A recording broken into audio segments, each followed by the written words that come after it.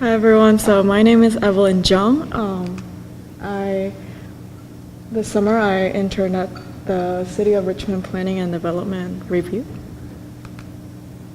So a couple of the themes that I will go through is urban planning and green space and racial and socioeconomic segregation, as it is connected between people, space, and plans.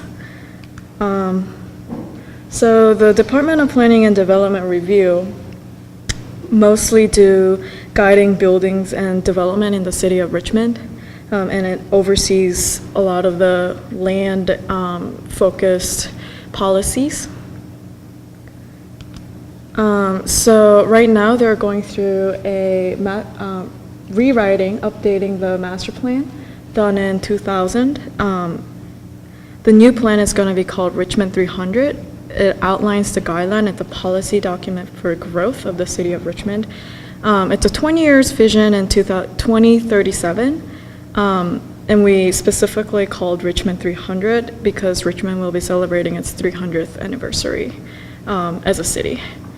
Currently, we're at stage 2, which is visioning and gathering data and big ideas through public meetings and professional inputs, such as like going to district meetings and organizational meetings and things like that, to gather ideas like what do people want the city of Richmond to be when we celebrate our 300th anniversary.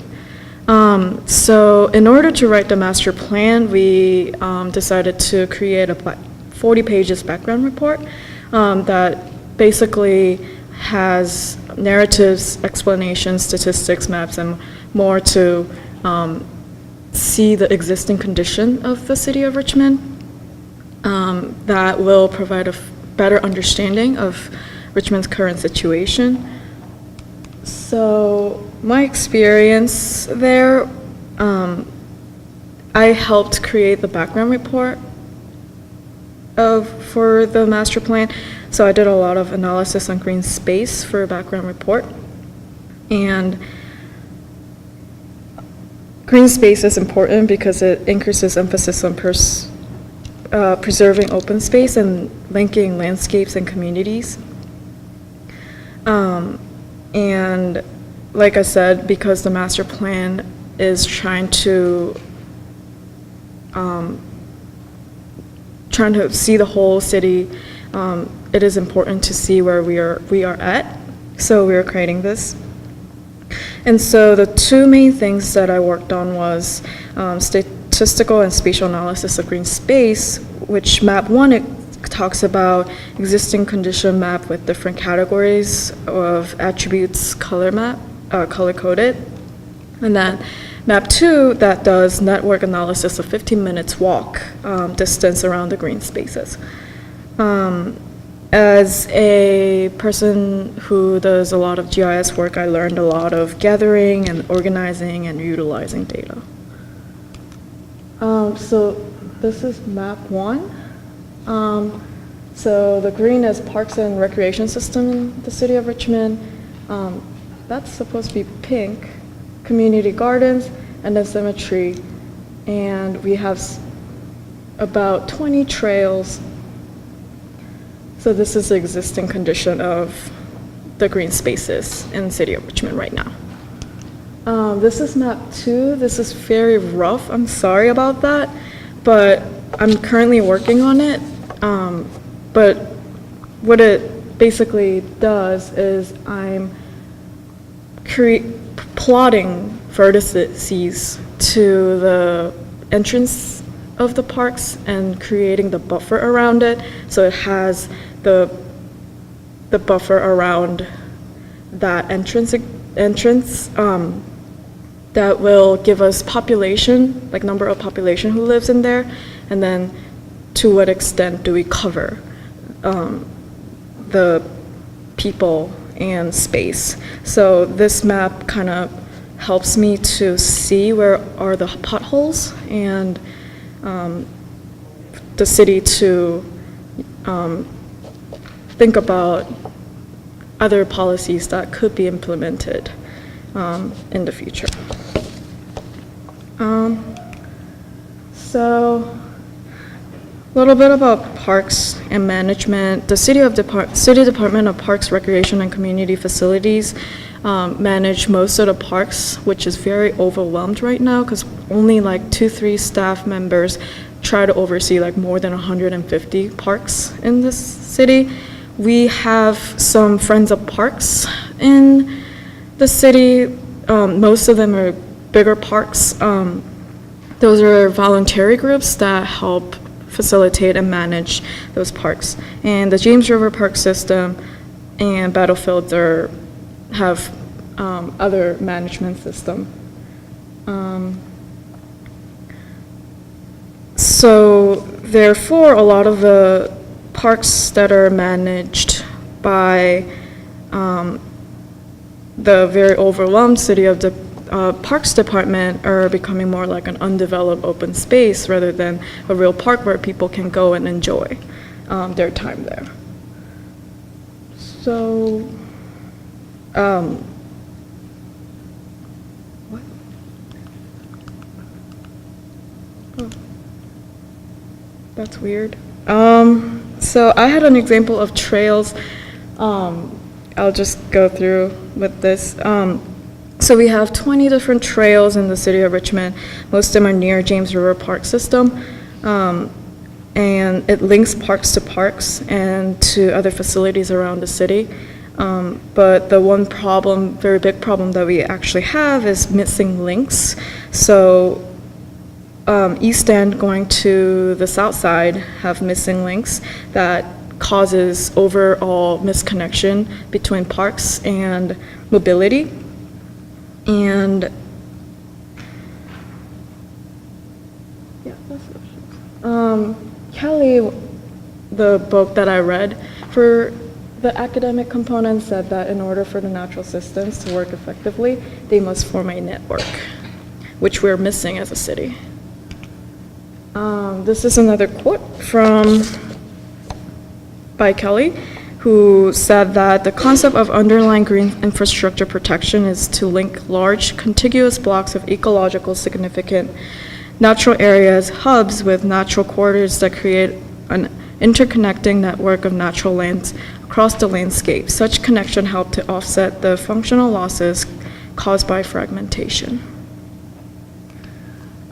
Just going a little in depth about racial and socioeconomic segregation and the urban planning. And plans have direct impact on people. Like the master plan that we're writing will have impact on every single one of us. So, but in the history, we had a lot of plans that impacted the city of Richmond in a kind of negative way. The one very good example would be HOLC. This is provided by DSL, the Digital Scholarship Lab. It categorizes neighborhoods into grade levels, and a few of the categories were like income, home ownership, infiltration of lower grade population, meaning immigration, racial minority, and other groups of people who were not welcomed. So these areas, the red areas, were the ones that were categorized D, which means characterized by detrimental influences in pronounced degree. A lot of these grade D areas were downtown areas, East End and parts of South Side, majority occupied by minority immigrants and impoverished. And these areas were prevented from revitalization, which, like even now, we can kind of tell that the everlasting impact is still there.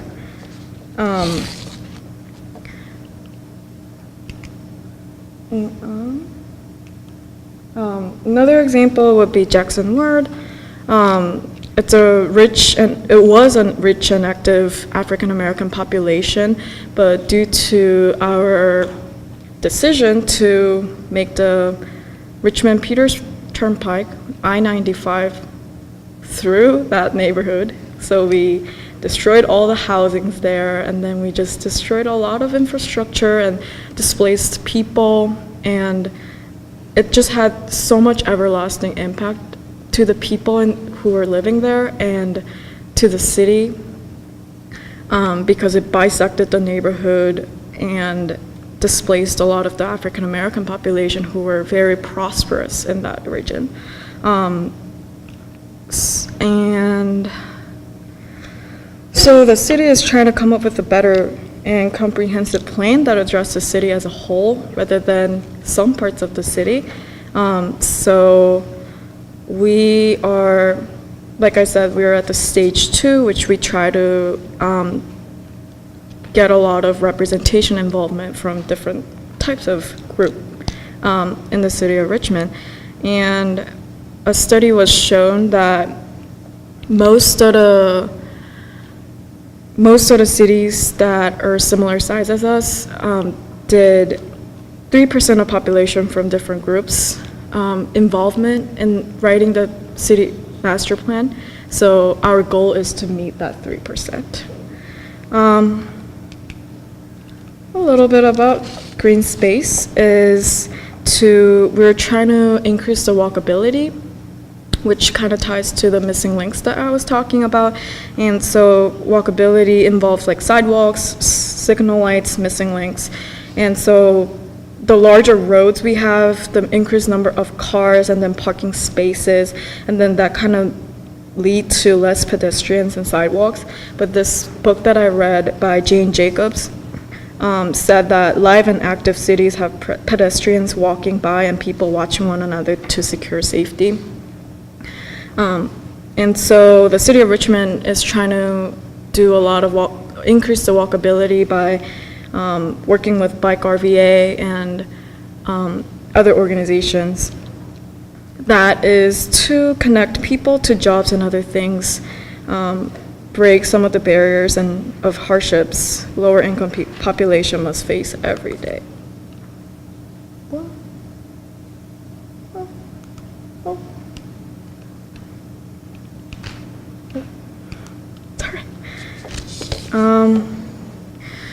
Another thing is maintaining a better existing green spaces in South Side, East End, and North Side. That's one of the take that I kind of got, which is like active citizen ownership. Like we should all feel like City of Richmond is like a place where we could think of it as like a sense of home or involvement and cooperation, which brings a lot of citizen, like active citizen involvement just throughout the city. I think I touched upon most of my learnings. And then special acknowledgement for Maritza Peachin, which is my site supervisor, Dr. Todd Lookingville, who is my faculty member, and Cassie Price, my Civic Fellowship supervisor. Thank you.